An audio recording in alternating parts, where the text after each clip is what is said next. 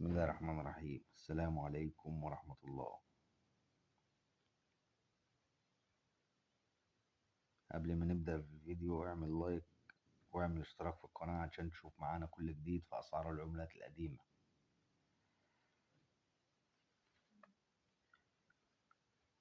5 جنيه البنك الأهلي المصري، ده الظهر بتاعها.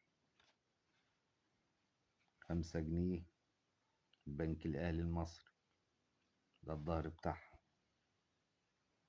5 جنيه البنك الأهلي المصري، ده الظهر بتاعها. حالة رديئة، حالة وسط،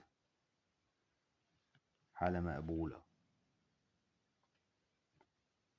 كل حالة ولها سعرها.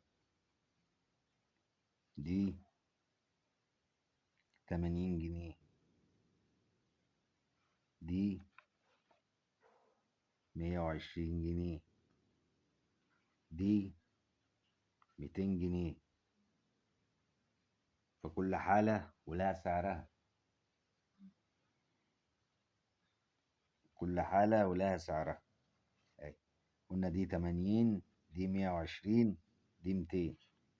نيجي على ده توت، جنيه توت. حالة زي دي زي اللي قدامك 100 جنيه. الحالة العالية الزيرو اللي ما اتلمس 300 400 جنيه. رقم مميز يعدي 1000 جنيه.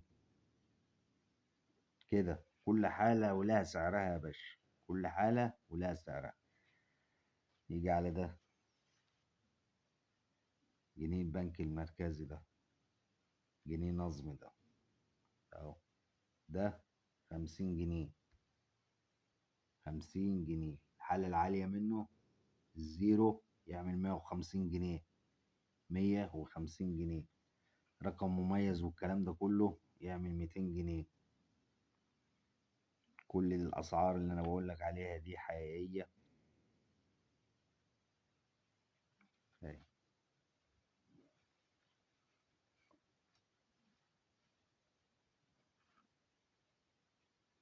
طبعا الخمسات دي 3 إصدارات. إصدار سنة 58 و59 و60، الظهر بتاعهم كله شبه بعض بس إصدارات مختلفة بقى.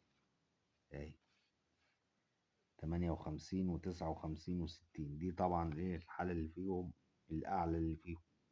في حالات طبعا زيرو، بس اللي أنا بكلمك عليه اللي قدامك ده، دي يعني حالة مقبولة هتعمل 200 جنيه.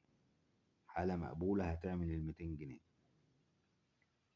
حالة تعبانة اهي على كتاب اهي هتعمل 80 جنيه. كل اللي قدامك ده حالات تعبانة، أنا بقولك على أسعارهم اهو. الحالات التعبانة لها سعر، والحالات العالية لها سعر. كل حاجة ولها سعرها. متنساش تدعمنا باللايك والاشتراك في القناة عشان تشوف معانا كل جديد. والسلام عليكم ورحمة الله.